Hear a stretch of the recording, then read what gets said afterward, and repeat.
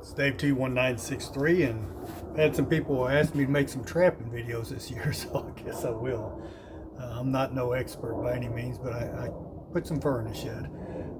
So I guess to start off, I'm primarily trapping bobcats, coyotes, and I'm getting rid of the coon, opossum, and skunks to help the turkey populations. But my primary focus is on the coyote and the bobcat population. So I'm going to start off by talking about the 4 different traps I'm running this year.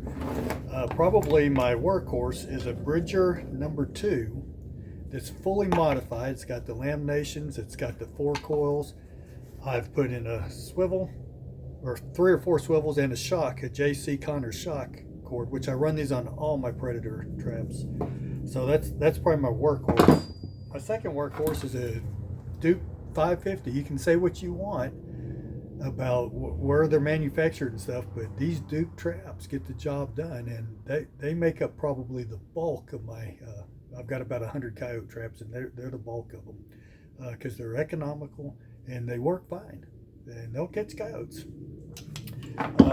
One trap that I've been trying, I am not a fiddler, so anything I've got to go and fiddle with too much I don't really like to do, but I'm running these K9 Junior Extreme traps. There's just so much fiddling to get these to fire. I like to set my trap to where the pan tension's about 3 to 4 pounds to trigger it. Preferably 3 pounds for cats and 4 to 5 pounds for the coyotes. But boy, after you wax these traps, you got to go through and scrape the wax off, reapply wax, tighten the pan and stuff. It's just a pain in the butt. I don't have that problem with my Bridgers number 2 or my Duke 550s. Once I get those set up initially, unless a coyote just beats the living crap out of it, they stay consistent. This trap, I have to tinker with all the time. So I've got a dozen of these. I'll run them, but not my favorite trap. They work great. Once they latch onto a coyote, he's not going anywhere, but it's not my favorite trap. The other trap that I run is a Duke 650. And I will run those, especially on some of my cat sets, because of the bigger paw area. So that's the traps I'm running. Once again, I run about 4 links of chain in between 2, and these are crunch proof swivels. Then I put in a JC Connor, another swivel, and then about 15 to 18 inches of I think it's number 3 chain.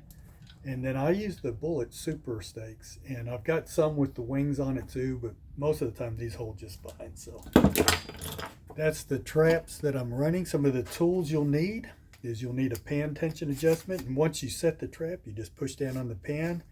Each one of these is a pound marker, and it'll tell you about what the trap's firing at. This is a swivel tool.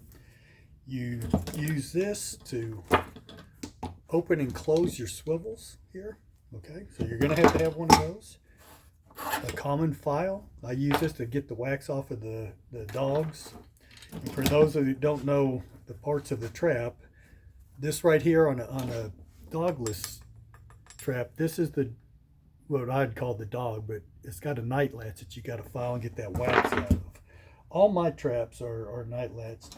This is a trap, the Duke 550 and 650, they have the dog, and that just goes up underneath the pan.